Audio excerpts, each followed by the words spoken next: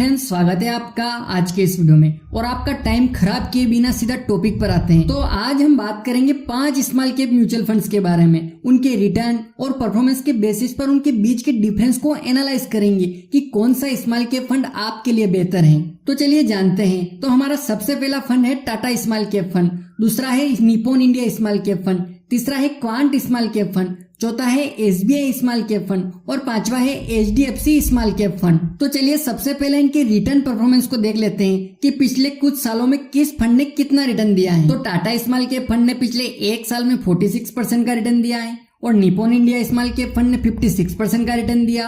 Quant small cap fund ने 64% का return दिया है पिछले एक साल में। एसबीआई स्मॉल कैप फंड ने 37% का रिटर्न दिया और एचडीएफसी स्मॉल कैप फंड ने 43% का रिटर्न दिया है पिछले एक साल में। तो यहाँ पर पिछले एक साल में सभी फंड ने लगभग अच्छा प्रदर्शन किया है। अब इनके पिछले 3 साल के रिटर्न को देखिए तो टाटा स्मॉल कैप ने दिया है 32%, निप्पॉन इंडिया स्मॉल कैप ने दिया है 35%, क्वांट स्मॉल कैप फंड ने दिया है 35%, एसबीआई स्मॉल कैप ने दिया है 24%, एचडीएफसी स्मॉल कैप ने दिया है 30% पिछले 3 सालों में। अब इनके 5 सालों के रिटर्न को देखें तो टाटा स्मॉल कैप ने पिछले 5 साल में दिया है 31%, निप्पॉन इंडिया स्मॉल कैप ने दिया है 33%, क्वांट स्मॉल कैप ने दिया है 42%, एसबीआई स्मॉल कैप ने दिया है 27% और एचडीएफसी स्मॉल कैप ने दिया है 25% पिछले 5 साल में।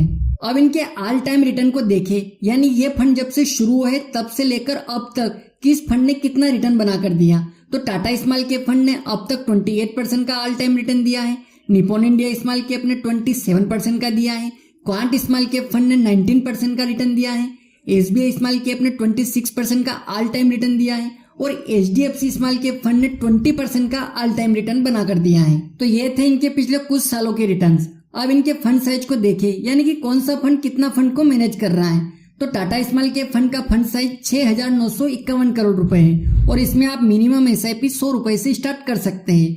निप्पॉन इंडिया का फंड साइज 50,422 करोड़ रुपए है और इसमें भी आप मिनिमम एसआईपी 100 रुपए से स्टार्ट कर सकते हैं। क्वांट स्मॉल कैप फंड का फंड साइज 20,164 करोड़ रुपए है और इसमें मिनिमम एसआईपी 1,000 रुपए से स्टार्ट कर सकते हैं। एसबीआई स्मॉल कैप फंड का फंड साइज 27,760 करोड़ रुपए है और इसमें मिनिमम एसआईपी 100 रुपए से स्टार्ट कर सकते हैं। और एचडीएफसी स्मॉल कैप फंड का फंड साइज 29,685 करोड़ रुपए है और इसमें मिनिमम एसआईपी 100 रुपए से स्टार्ट कर सकते हैं। दोस्तों, अभी Nippon India small cap fund और एसबीआई स्मॉल कैप फंड में लमसम इन्वेस्टमेंट अभी बंद है क्योंकि मार्केट अभी हाई ग्रोथ पर चल रहा है। तो इनके फंड मैनेजर भी चाहते हैं कि अभी लमसम ना करें, लेकिन जब मार्केट में करेक्शन होता है या डाउनफॉल आता है तो फिर से इनमें लमसम के लिए ऑप्शन खुल जाएगा। चलिए अब इन फंड्स के एक्सपेंस रेशियो को देख लेते हैं। तो टाटा स्मॉल कैप फंड का एक्सपेंस रेशियो 0.34% है, Nippon India small cap fund का एक्सपेंस रेशियो 0.69% है, क्वांट स्मॉल कैप फंड का एक्सपेंस रेशियो 0.64% है, एसबीआई स्मॉल कैप फंड का एक्सपेंस रेशियो 0.67% है और एचडीएफसी स्मॉल कैप फंड का एक्सपेंस रेशियो भी 0.67% है।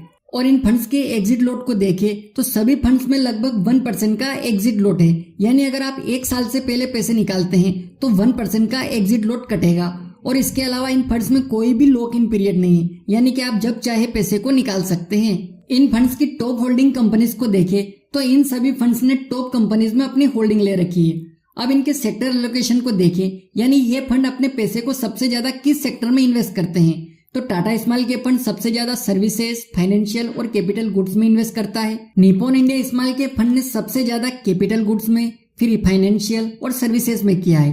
क्वांट स्मॉल कैप फंड ने फाइनेंशियल, एनर्जी और मेटल्स में किया है। एसबीआई स्मॉल कैप फंड ने फाइनेंशियल, सर्विसेज और कंज्यूमर में इन्वेस्ट किया है और एचडीएफसी स्मॉल कैप फंड ने सर्विसेज, फाइनेंशियल और कैपिटल गुड्स में अपना पैसे को इन्वेस्ट किया है। दोस्तों, इन फंड्स की परफॉर्मेंस और एनालिसिस के आधार पर देखें तो ये सभी फंड्स अच्छे रिटर्न जनरेट कर रहे हैं। दोस्तों, आपने इनमें से कौन सा स्मॉल कैप फंड ले रखा है आप कमेंट करके बता सकते हैं। स्मॉल कैप फंड्स में अन्य फंड्स के मुकाबले ज्यादा रिटर्न मिलने की संभावना होती है क्योंकि इन फंड्स के फंड मैनेजर उन स्मॉल कंपनीज में इन्वेस्ट करते हैं जिनके फ्यूचर में ग्रोथ होने की संभावना होती है। तो दोस्तों, ये थे आज के 5 स्मॉल कैप फंड्स।